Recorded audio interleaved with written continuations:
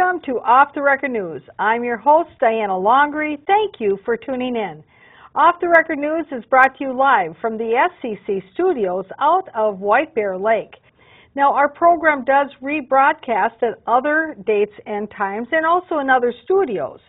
So, obviously, if it's a date other than November 28th that you're watching us, it's a rebroadcast, so you won't be able to call in. And for those of you who are watching us either out of Stillwater, St. Paul, or Town Square, when this show gets to your viewing area, well, I want to thank you for tuning in. Now, if you have some ideas that you think would be good material for Off the Record News, I'd love to hear from you. This show is in its 10th year. We have a new topic every single week. Occasionally, I have to take a vacation. But generally speaking, we have a new show every single week, and that's a lot of different topics. But it's all about community, and there's a lot of things going on in our communities, and there's a lot to talk about. So please contact me. You can get a hold of me on Facebook. It's easy to find me, Diana Longry. There's only one on Facebook, so there's no confusion who you found. And certainly, I'm also in the phone book. Now, this evening, we have with us a newly elected council member to the Maplewood City Council as a result of a special election that was held this November. And she is not new to the council. She's been on the council before, and I know she's really looking forward to filling out the term that was vacated by James Launis. So with that, I want to welcome Miss Rebecca Cave to the program. Thank you, Ms. Cave, for being on the program. Well, thank you, Diana, for having me, and everybody out there who's watching tonight. And thank everyone in Maplewood who voted in this special election. We really rocked it this time, and I'm excited to be on there. And it's all up to you who voted for me. It was all of you guys who got me on, so I'm here, and I'm excited and ready to go. Right, and it wasn't even, I guess in my estimation, it wasn't even close. There were 4 candidates. Now, Maplewood has 16 precincts, and you won 15 of the 16 precincts. And the one precinct that you didn't win, it was only by about 20 votes or so. Amazing. Yes. In a presidential election, no less. Yes. Most people were very concerned about what's going on at the national level, at the state level. And so oftentimes what happens when you have your municipal elections the same year as your presidential elections and state elections, that the municipal elections sort of get shuffled off to the side. But there were some really significant issues, I think, this time around that resonated with the citizens. The issue about what is Maplewood's policy going to be about parkland, and the issue about the fact that Maplewood has closed 40% of their fire stations. I think those 2 issues resonated with citizens. What did you find? No, I would agree. From going around and talking to citizens and just from having citizen input about what is going on that they're not liking, what is going on that they feel like they're total outsiders in their own city. The parks are very important. It's always been a strong point of mine. So running again, it was easy for me to run on all the values and the issues and the integrity that I ran on before with the parks. Parks, open spaces, they're very important to me, and I wanted to let the citizens know that again is a key role in what I'm going to do on the council. And I have proof from before, from being on, how serious I took that. Also, the fire stations, closing, that's a very big issue, and I know something with that came up just at our first council meeting. I just had my first council meeting on Monday. So there's a lot of exciting things going on, and not to forget also the trash issue. Closing businesses to our city, closing the doors on businesses that brought their services to our city was something I was extremely, strongly against. And they're still very supportive and want to be supportive in the city. And I will make sure that I'm on the council, that my job and being elected to you out there is to watch that this contract is fulfilled correctly. That's right. And I think that is an important role of actually a city council person, is to be the watchdog on the council, looking out after the citizens' best interests. That really, that's what you're elected there to do. You're there to, especially in Maplewood, being a Plan B city, you know, you're elected to create public policy, and that's obviously what is going to be going on with our park system. Also to create legislation, to determine what the budget is, to determine what the spending is, and how much debt that the city incurs. And this whole issue with the government-managed trash collection, that certainly is a public policy shift to get the city hall in the business of monitoring and making sure that all the trash is being collected by only one trash hauler, not the one that the citizen chose individually themselves, but the one that 5 people, well actually 3 people is all you need on a council to vote to select the trash hauler for the whole entire city. Exactly, and creating a monopoly for such a service that citizens don't need chosen for them by their city government. And I think we're seeing a lot of this, you know, people are still very upset about this, very, you know, strong topic, and we're also seeing other cities looking at what we're doing and what is working and what's not working. So other cities haven't jumped on the bandwagon, and you can see why they haven't, and I really hope they don't for multiple reasons. You know, many just putting small businesses, small family-owned businesses out of business over, you know, to have a large trash hauler who's not even, you know, based out of our state take over. Right, and you know what I find ironic about this whole initiative and endeavor that the council took on a year and a half ago when they first started down this path is that there are some other big looming issues in the future that Maplewood, just like many other metropolitan cities, are going to have to grapple with, that Maplewood hasn't even talked about, but really is going to be a much dire issue than worrying about who is hauling away the trash for all the residents. And that is the cleaning of the stormwater detention ponds throughout the entire city. Many of the stormwater detention ponds throughout all of Maplewood are actually owned by Maplewood. So that means that after that they've been in operation for a period of time, there gets to be a point in time where they have to be cleaned, they have to be dredged, and many of the chemicals and heavy metals that have been draining off the roadway systems into those stormwater ponds are actually hazardous. And then it's a big cleanup mess besides. So if they're concerned about what people are putting in their trash cans, they should be even more concerned about how are they going to pay for the millions and millions of dollars of cleanup that's going to be coming down the road.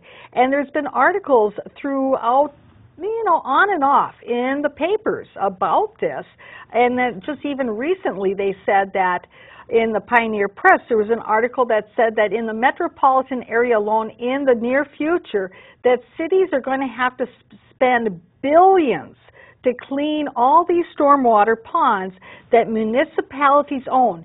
And you see, they got all these ponds from developers who developed in their community. They needed to create a stormwater pond. And then what did they do after the developer was going to leave and hand it all over? Oh, we're going to give you the pond so you could take care of it, so you'll have more control. Yes, well, you also have the costs and the headaches, and that's something that the city council should be more concerned about, because that's a trash issue, a garbage issue, a waste issue that they have to specifically address, which is totally, you know, something that is their responsibility. Yes, it is. And you bring that up, and that's interesting, because one of the topics we had the other night had to do with the stormwater pond that wasn't actually, when a developer put in a development years ago, they didn't do their due diligence, and neither did the city, on making this stormwater pond.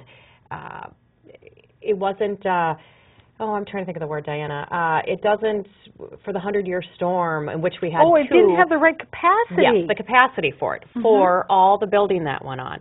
So now this stormwater pond doesn't work, and they're trying to find out how we can find the funds for it. and by having then a developer was going to come in and, you know, buy a piece of park. We were going to sell off an acre of park so they could build, and then they'd be responsible. But I just, that's just a Band-Aid to it. That's not the solution. And like you said, the future, there's a lot of cleanup that's going to have to be done. I know we were part of the Dirty 30 back in 2007, and we found it was a very expensive. That's a very expensive project, and sure, there's a little bit of funding out there, but not for as much as it costs, the machinery, the rental. I mean, we're not going to go out and purchase all these large machines to dredge these stormwater ponds, and I see that there's just going to be a lot of, besides the cleanup, there's going to be a lot of fixes that are going to need to be done, because they weren't all properly done at the time, just like the one in Roselawn Park, and you know, now you're going to have to spend money fixing them too. So there isn't a maintenance schedule out for that. You know, there isn't really a maintenance schedule out for much, and those are things that the council, I will be proposing to the council that we start planning for the future for things that we know are going to require funding. And having public discussions of what those future obligations are going to be. I think that, you know, certainly I think there are some discussions about some of those future obligations by staff to individual council members one-on-one, but they don't actually want to air the dirty laundry, so to speak, in the public. But, you know, they owe it to the citizens to let the citizens understand what are some of the major concerns that are going to be coming up down the road. Sure. Because it may have an impact on how budgeting is done today. Correct. Because you can't just keep saying, well, when the time comes, we're just going to do another bonding another bonding issue, issue another bond, and we'll get into that a little bit in the future here too in the program, because that came up with regard to the police expansion. But I know that you brought with you this evening actually the contract between the City of Maplewood and Allied. Why did you bring that this evening? Well, I brought it because I had a lot of calls from people. This is while I was running and also after. People that were concerned with how do we contact Allied with issues and what are the rules on it. And I did notice that at the council meeting that I was just at, I asked city council staff and anyone on city council if they knew about an email, because it also says in their contract that they have, the contractor should also allow complaints to be made electronically, and that's through email, and they didn't provide one yet. So I'm still waiting on city staff to get back to me. I just checked before I came, and we don't have an email address yet. City staff and council members did note on Monday that there is a website for this on the Maplewood City website, but they had revamped it because it wasn't very user-friendly. I do want to point out a couple things to people, though, if they didn't watch the council meeting, that it says a contractor shall provide staffing of a telephone-equipped office to receive missed collection complaints and other complaints between the hours of 7 a.m. and 5 p.m. on the days of collection as specified in this contract. Phone calls to the contractor for any reason must be answered by a live person rather than a recording with an average of 1 minute of call connection or rollover to an answering machine voicemail system to leave a message. It talks a little bit about music, but then it said return calls to voicemail messages must be returned within 1 hour during the hours of 7:30 and 4 on regular business days. And any voicemails left after 4 p.m. must be returned by 8:30 the next day. And then it also talked about the contractor may also request a daytime email address for customers in addition to a daytime phone number. And that's important because I also, if you're going to send an email, once we get the email up there, I'd love to be CC'd on any email since I'm going to be kind of like the council liaison for this project here. So if you're going to email Allied at all, please CC me on that if you wish. I would like that. And also, I don't know if we have it, but the address and telephone number of such offices shall be given to the city in writing with 10 days prior notice of changes.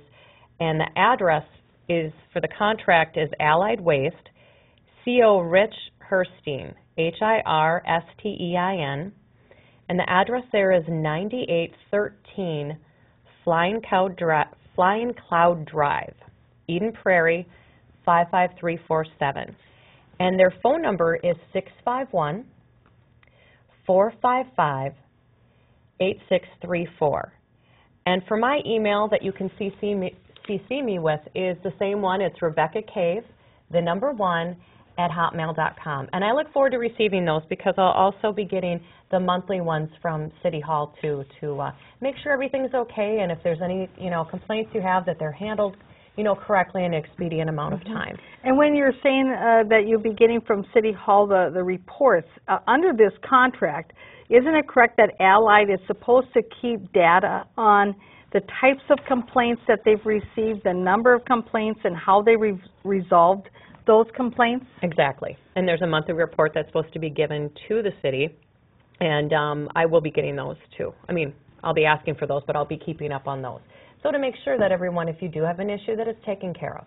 Because it's important now that the city is involved in your garbage, then we have to make sure that you're taken care of, because now it's the city's responsibility. Right. And that was something that I heard time and time again from citizens who felt that there would be this lack of accountability. If they didn't have that ability to choose their own trash hauler, that really that was part of how they kept the accountability, was because if they didn't like the service or they weren't kept happy, they would just go somewhere else. And that was actually part of their leverage to remain properly served, was because they were free to always go somewhere else.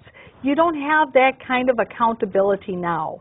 And so that's why it's so important for somebody on the council, if not all council members, to be asking for those reports, to be monitoring those reports and saying, okay, is this happening? And the only way that a council person is going to know if those reports are accurate is if they are in the loop, so to speak, for knowing what the complaints are, because it's so easy to shuffle complaints, into a different category and say they weren't really complaints. You see what I mean? Yes.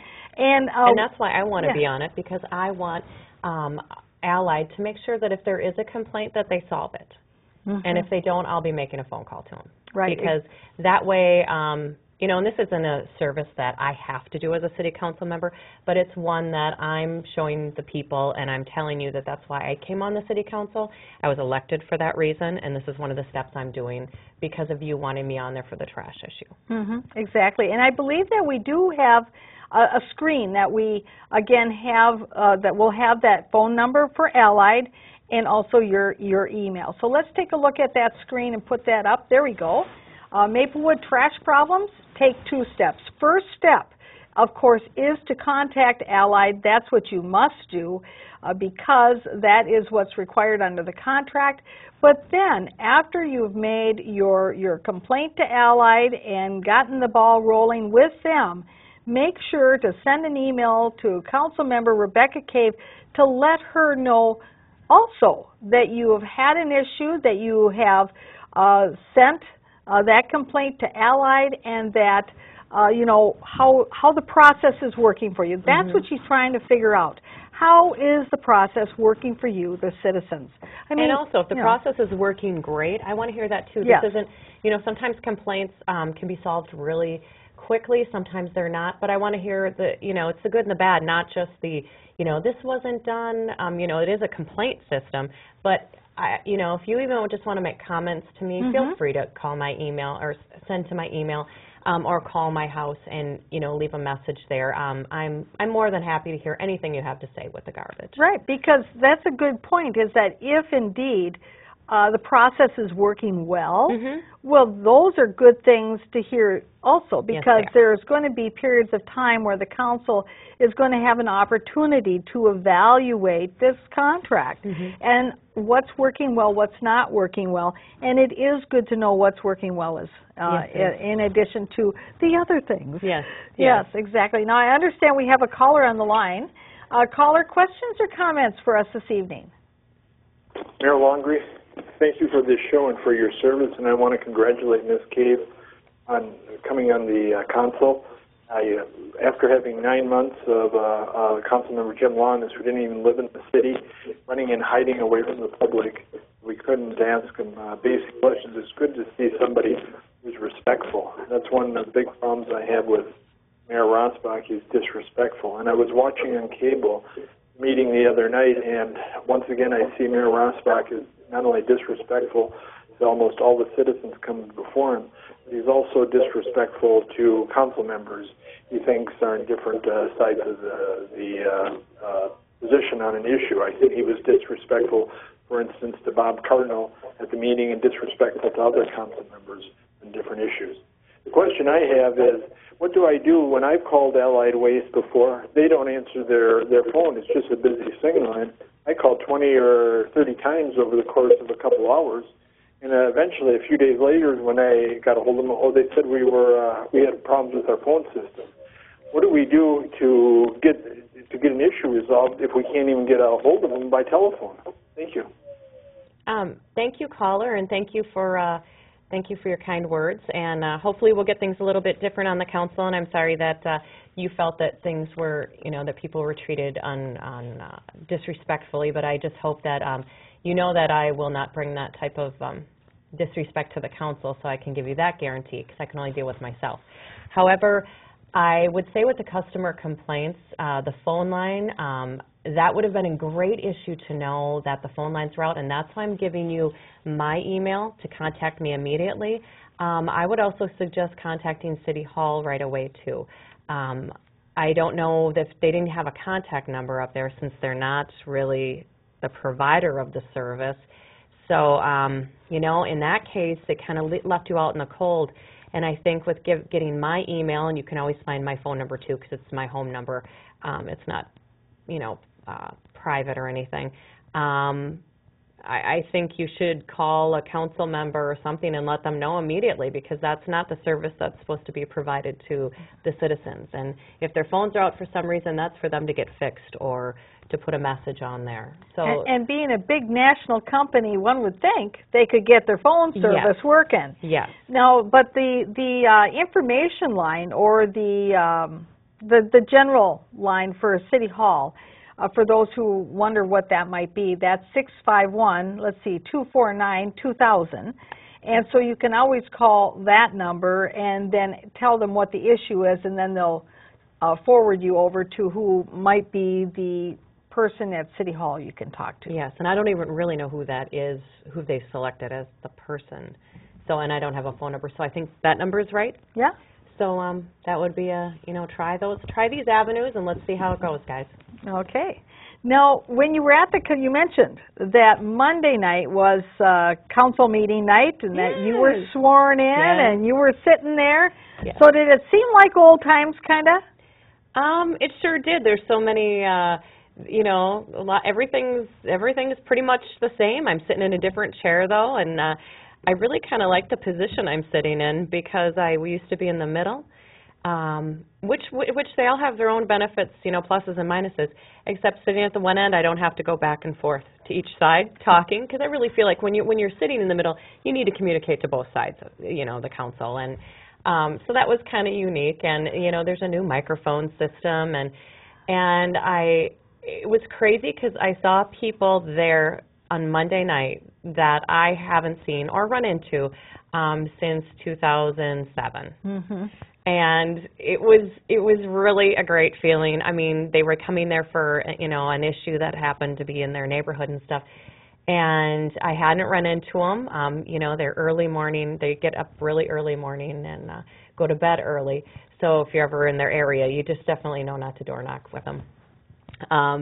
And it was really cool seeing that, and seeing the staff that was there and how things proceeded was pretty much the same. Mm-hmm. We also had I can't remember what troop number it was, but there was Boy Scouts there, and that's so wonderful when you can see them come in and observe and let them do the Pledge of Allegiance, and that was pretty nice. So, overall, it felt like it was just the other day. Yeah. Except for all the information, I mean, the information changes, and it can be a little challenging when you first start and come into a cycle, because from when I got elected till the meeting, there just was a lot of homework. There was a lot of things brought up on Monday that were, we had to make voting on. So I had to do a lot of back research and check things out, and anything that I wasn't, watching on the council meetings and wasn't all clear. So that's interesting. And getting back to the public hearings, and I know at the very end of the meeting we had Bob Cardinal discussed bringing visitor presentations back, and that'll be in January. Our first meeting in January is when we go through how we're going to do the minutes, whether visitor presentations, that whole policy issue. So I'm excited for that because I know I've always been in favor of it, allowing people to speak, like I said, whatever they have to say, and hopefully that'll be a vote in January that'll be in the positive for the citizens. That's great.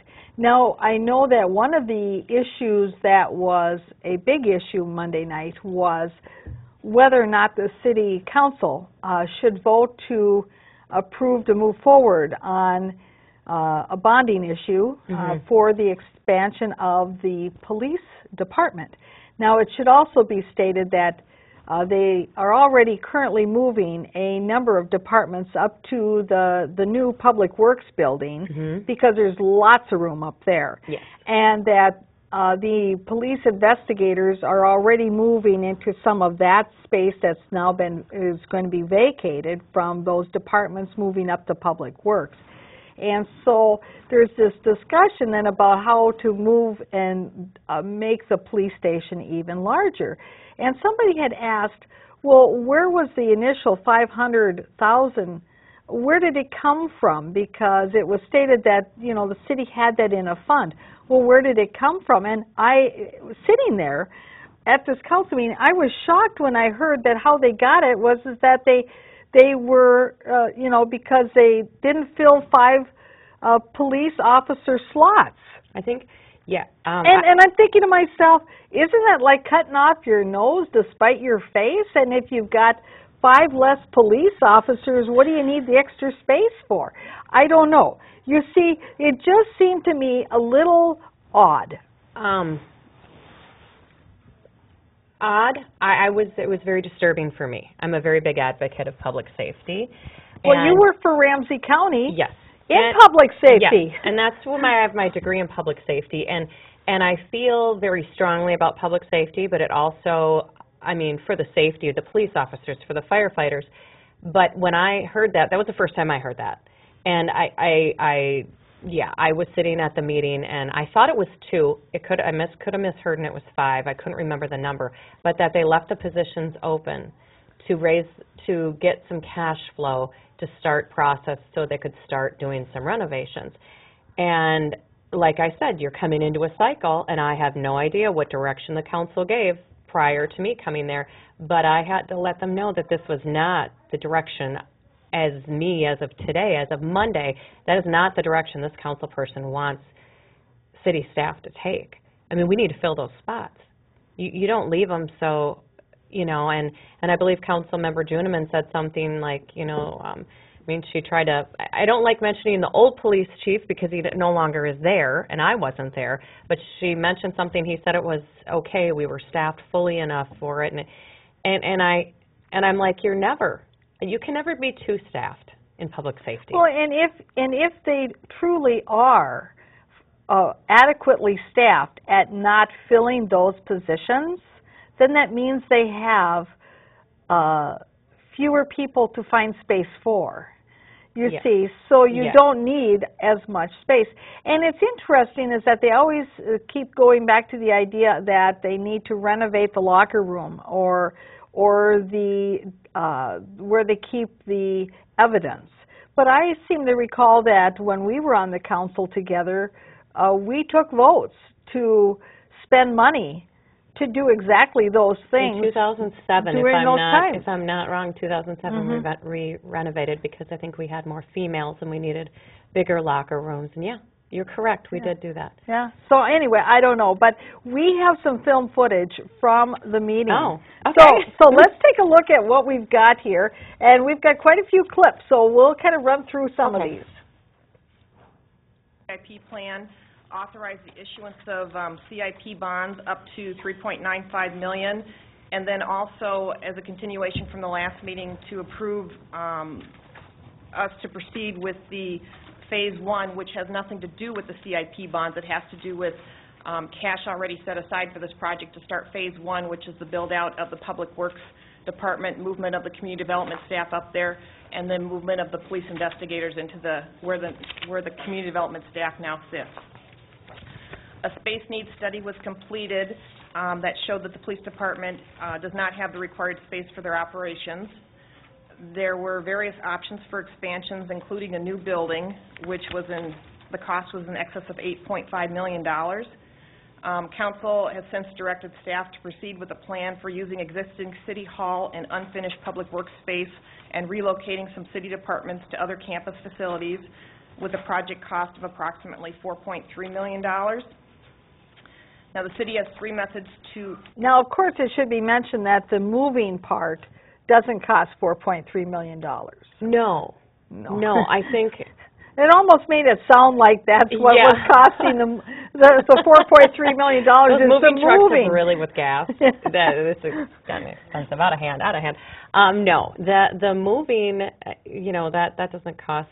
That's not a cost issue. And a lot of the renovations the simple ones in City Hall don't cost that much money. Right. Exactly. It's the expansion portion of it. And I don't know if they explained any more of that in there. Right. Now let's go to the next clip, the second clip, and carry on. And the second clip should be about the bond sale referendum procedure. And then a petition may be filed within 30 days by at least 5% of the residents who voted in the previous election. If this petition is filed, the matter would either need to go out for a referendum vote, or we could switch to the lease financing revenue option if the council so desired. The city previously issued CIP bonds in 2004 to help with construction of the Public Works building addition. If the issuance of the bonds is authorized, is proposed that approximately, no more than $3.95 million would be issued for the first phase of this expansion. These bonds are proposed to be issued in 2013, along with other bonds issues for the public and for other street projects that have come up. So, of course, what we're hearing here is that it's for Phase 1. As a council person. Phase 1. So, obviously, that means that there's a Phase 2 down the road, which is going to be more. That's why they couldn't limit. That's what gets disturbing for me as the council person was there's no cap on this. And there's never been a project that I have been on or witnessed that hasn't borrowed money or transferred money or needed money, because things change when we get in and all of a sudden we move stuff and it needs all new. There's always something that happens that's not cheap. Mm-hmm.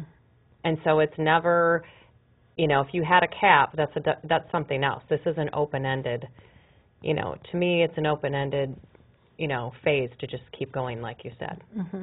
Now, I understand we have a caller on the line. Caller, thank you for your call. Questions or comments this evening? A few comments for you, kind of rehashing the same old stuff. One of them is the trash business. When the original paperwork came out on that stuff, the city themselves said that there was a possibility that there was 3 more openings to allow other haulers to have access to the city, which they've basically totally blocked, and I don't agree with. The other thing, what I've been getting at is this fire station that they're all closing down all over the place. Why can't the police use those and refurbish these buildings instead of wasting all this money? And the other thing is they keep raising our taxes all the time. Where is all that money going? That's what I want to know. And they cutting services. We haven't got the same amount of police or fire that we used to have, say, 5-10 years ago. So they're putting us at risk by doing all these things that they're doing and costing us millions and millions of dollars. So, Rebecca, whatever you can do to help in that regard, I'd appreciate it, and good luck. You're going to be fighting you-know-who. That's right. Tooth and nail. And I think as far as that selling that park, I think he's setting himself up, and he's going to try and push that through no matter what. Mhm. You know what? Talk to you later. Thank you, caller. Thank you for the call. You bring up a lot of good points, and I think one of the reasons, let me talk on one of your points was, with tax money, in our economy and what's going on right now, to throw a vote, this, which we were just talking about, with the bonding, I was in favor of bringing it to the people. I think a lot of things need to be brought to the people, and it hurts nothing. It allows people to feel engaged in their community, which they should. And when you're asking for that much money for bonding for a public safety, to me, it's cheaper. We need to hire more. We need to hire these positions that are open and make sure we have enough public safety people on the streets. When we are closing down fire stations, and I agree with you, I think there needs to be a different plan out there. And now that we have a different council, I'll be able to speak on this, and hopefully we can get things, public policy looked at with this. But the fire stations, when you close them on the west side and the south, you're not servicing those people. You can't service those people. I was just at bingo. We had turkey bingo at presentation, jam-packed. It was fabulous at the church. The men's club did a great job. It was fun for all, standing room only. And this church is in the Gladstone area? Yes, in the Gladstone area, just Larpenteur and just off Larpenteur and White Bear. And we had, unfortunately, an older lady, not an elderly, but an older lady pass out.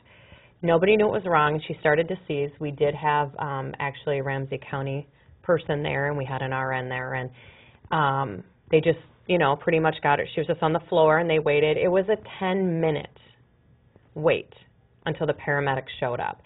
And there was a buzz in that place that you wouldn't believe. People couldn't believe it took 10 minutes, because most people live there. They know where the fire station is. Isn't the fire station like about a mile and a half away? At most, yes. A mile and a half away, yes. And it takes 10 minutes for a response time. Mm-hmm. What would be interesting is to do a data practices request to find out from what station did they respond from. Mm-hmm. I bet you any old money it was probably from Century. It would fire station on Century. It would almost have to be, but unfortunately, this situation is the only one like that in the city. No, it's not the only one. I've heard these stories, right. and they're troublesome. Mm-hmm. And also, this person was not just treated and let go. They were still in and running a lot of tests because this was more serious than just somebody who got overheated. Mm-hmm. And when you have somebody's life on the line. 10 minutes, I think of my dad, who used to live just right up the street from that church. 10 minutes when he had his heart attack, he wouldn't have survived. No, that's right. And he said the same thing. He was at bingo, and we were talking about that, and he was just like, my gosh, if that would have been the time when I just lived up the street and they took 10 minutes to get to me, that's too long. That's right, exactly. That's too long. So I think about that, and caller, that is a very, very serious issue that we have to deal with, and using those fire stations for police annexes is a possibility. I mean, we have the remote electronic access to get there. There are so many things we can do, and when I was running, that was one of the things that was very hard for me, is that they close them down with these plans to sell with no plans. I mean, there's no plans, and then we hope that 3M is going to give us, we're going to build at 3M. 3M's not going to just, here, Maplewood, we're just going to take care of you. I mean, 3M is a fantastic company for Maplewood. They are helping Maplewood and being what we are because of the taxes we get from, that company, and what a fabulous company they have, and their giving is so tremendous in the community and throughout the state, but you can't keep bleeding one place dry. And, I'm trying to think of what the other question he had. Can't think, Di. I know he was talking about the trash. But we have another caller on the line. Oh. And maybe... So sorry, I couldn't remember all the questions. I should have written them down. And maybe they have a similar question. Okay. We don't know. But anyway, caller, thank you for your patience. The questions or comments this evening? Well, it's kind of a combination of both. And I want to congratulate Rebecca on her win. Thank you. And we're really looking forward to some changes in Maplewood, which I know she'll take care of. But the only other thing well, there's more than one thing, is the almost complete absence of city manager number one doing anything at any meeting. He never talks, he never injects anything, and I don't know what he's there for. The other thing is I'm really disappointed in Marv Copen and the way he's been acting around the council. When he was running, he was going to take care of the people. Now they've positioned him between the other two culprits, and I think he's going to fall right into step with them, and it seems that's what he's doing. The other thing is the garbage system, which was supposed to save us money. I used to have 2 containers before with Kennis. Now I have 1 container, and it costs me $6 more than it did before for 2 of them. So anyway, you can see how Maplewood takes care of the residents, and I have my wife wants to talk too. Just a minute. Okay. We get a Okay. 2-for-1 deal. Yeah. The other thing that, 2-for-1 here. So the other thing I was going to say is talking about selling off this parkland, and it is parkland. Mm-hmm. The reason that is going to go through, no matter what, is because someone has made a commitment to the purchaser, and so what the council will be advised that if you do not let him buy it, we will be sued. And this is the way they've always done business. They make commitments, and then the buyer says, if you don't follow through with it, even though the council hasn't approved it, I will sue. So you are all, told, unless you want to be sued, you better do what we say. It's the same old story. But I think when Will Rosbach said that you being on the council won't change a thing, I think he's already seen the first meeting. Things are changing, and it will change more, of course, when we get rid of Kathy Juniman and Will Rosbach. Thank you. Thank you, caller. And, of course, their concerns are the concerns of so many people. Mm-hmm. I do want to touch on one thing they said about the purchase agreement that got brought up at the Monday's meeting, purchase agreement for a property, Azure Properties, who wants to build a senior house on a piece of their property, but they need an acre of a parkland in order to have enough land for density. To put it, and there's so many other things. Somebody asked, and I think you maybe got up at the meeting, that it says in the paperwork there was a purchase agreement between the developer and the city. And it was mentioned at the meeting, it was a question that was asked, but there was an answer given. We did have all city staff there. There was an answer given that no, it wasn't a purchase agreement that was signed. It was just a blank or a purchase agreement, but it was not signed. Now, that is definitely something I'm going to find out, and if I find out differently, then things will be, that'll not only be disappointing, but that's going to raise a lot of questions about credibility. So I hope for the integrity of city council and city staff that it is not one that has been signed. Mm-hmm. Exactly. Now, I understand we have another caller on the great. line. So, caller, let's take your question or comment this evening. Yeah, it's me. I see my girls there. Congratulations on the win. But I got a suggestion on the trash hauler situation. Sure. The contract says that they're supposed to have a live person available between 7 a.m. and 5 p.m., and they're supposed to return the phone call within an hour. Yes. Well, I think that also should be, that imposition or that clause should be applied to city staff.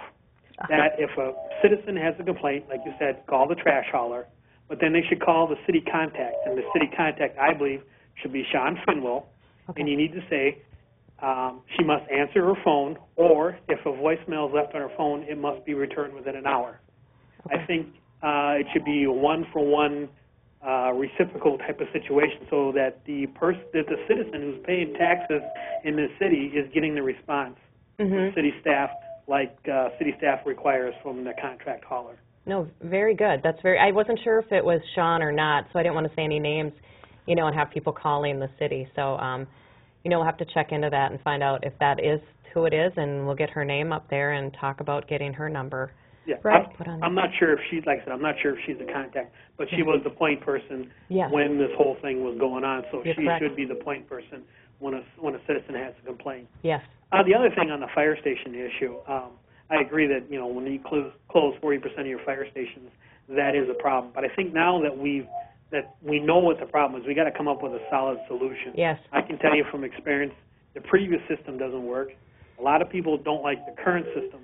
Mm-hmm. We need to come up with something better. If that means allocating money to, say, reopen Station 4, Mhm. putting 3 or 4 people down there Yes. to cut the response, that's what we should do. Yes. Instead of spending $500,000 to move a desk from this main City Hall campus to the annex campus, Yes. let's take just a portion of that money and staff Station 4.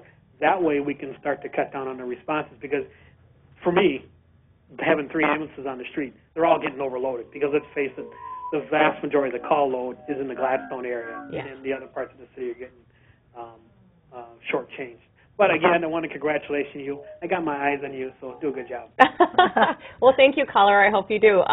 And I appreciate your comments and your not only concerns, but your solutions to them, because that's exactly, brilliant, because that's exactly what I was talking about before, is that, instead of spending all this money on the police station, why aren't we using some money? Because sometimes when things happen and you don't do them correctly, you can't close your eyes to them and go, oh, we're just going to ignore it.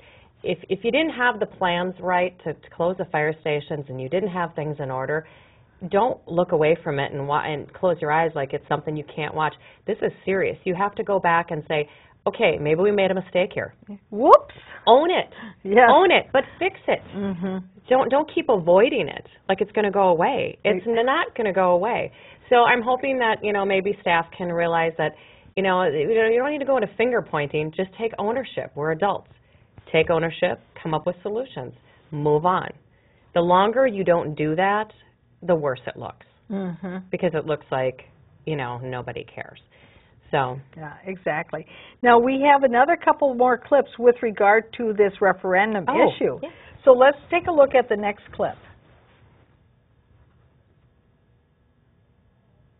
Public safety standpoint, as a council person, I would rather see those police positions filled. The fact that we have 2 of them that are vacant right now, and for our citizens, I personally would like to see them filled. Any matching funds on this project? That somebody mentioned, have you checked into any public safety, funding that could go on? Mayor and Council, we're always looking for grant funds and things that work. At this point in time, we were unable to. We looked a couple of... I think something like this needs to be brought to the citizens to decide. I am in favor of,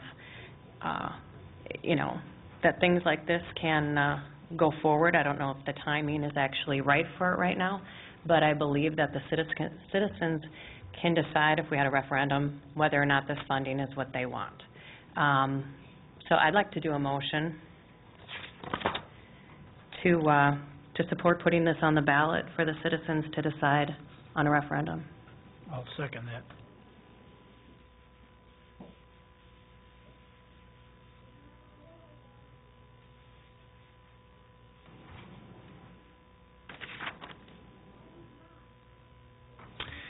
Ms. Cave has made a motion. It was seconded by Mr. Cardinal to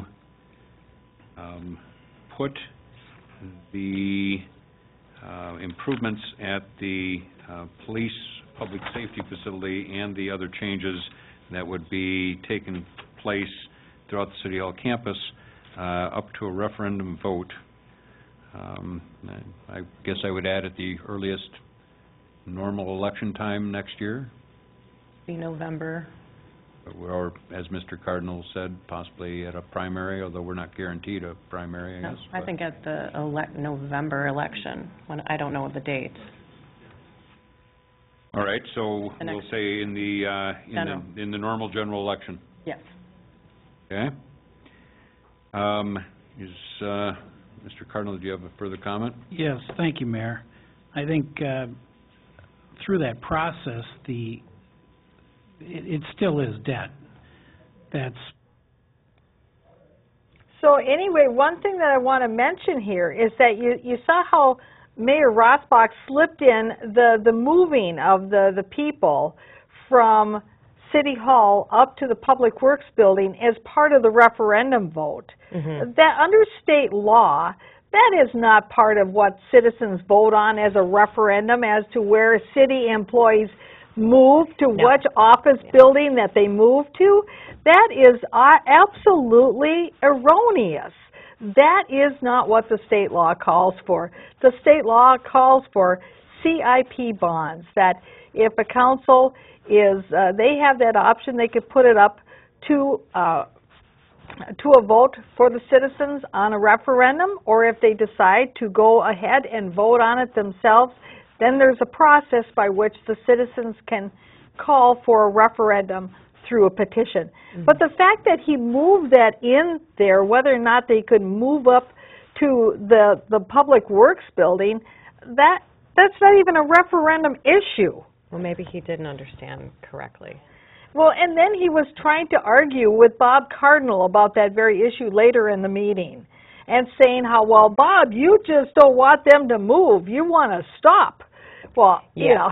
Which, yes, that's not at all what it was. I mean, you can still move within, the city staff has already moved up to the Public Works. There's already money, you know, done to do some of this. There's money set aside. They already put their, you know, stopped having, you know, police work and saved their money that way. But, yeah, that was a misrepresentation. I don't know if that was intentional, if that was just a slip of not realizing what the whole referendum, you know, was. Exactly. So, and I believe that we have a clip now of what the vote was on the famous motion. Side.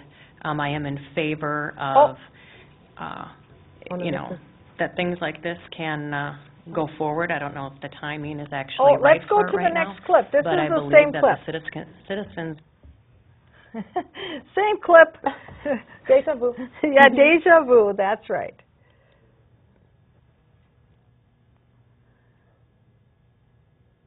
As we're getting to that next clip here, and then, of course, and after the vote, Mr. Rossbach allowed both Kathy Juniman and yourself to make some comments after the vote was already taken, and I believe we've got the clip of your comment after the clip was already made, because Ms. Juniman was saying how rah-rah she was feeling about the fact that they, as council members, voted as a majority to go forward with the bonding, with the CIP bonding. So let's take a look. So there's 3 noes, 2 ayes, the motion fails.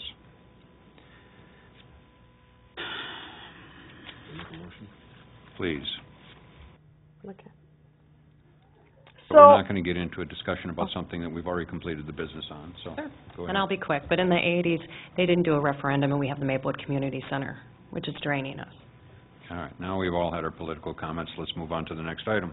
So the point was is that Kathy Juniman, first he lets Kathy Juniman say her, oh, how wonderful we are as elected officials. We're here to make these kind of votes, and, you know, that's why we're here, and it's going to be great, and blah, blah, blah. And in the 60s and 70s, that's all we did was ask people for referendums, and now we're just so much smarter, and we're empowered to do them ourselves, and why bother with the people?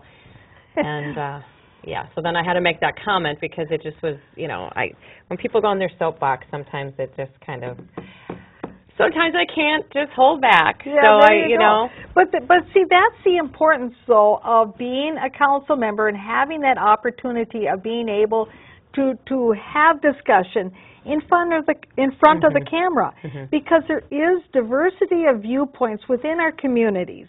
Yes. And if everybody at the council all thought the same thing, you're going to get a rubber stamp council where you find that everybody thinks the same, they follow the same footprint. You'd wonder what Kool-Aid they drank. Yeah. Because that would be strange. I mean, when they're all, and the reason I say that is because it's so healthy to have debate about an issue. You might come out in the long run and end up voting all the same, but you might end up getting a 3-2, a 2-3. You know, that's the whole part of having a council. That's why you don't have one person run it. Mm-hmm. You have a council so you can get up there. I mean, feel alive, folks. That's why I want the citizens. Feel alive. Go up there and give your comments. I give my comments on things. I'm not looking to cut down city staff or other council members, but I have things to say and I have comments to bring. Now, a lot of times you end up agreeing to disagree, and that's okay because you're an adult. You've learned that that's how you can talk through the process. Some people can't figure that out. They think if you are disagreeing, then you're, you know, bad, evil, can't do, you know, and don't talk anymore, and I can't look at you, and it's like, you know. Like kindergarten. Well, what's crazy is are you in business?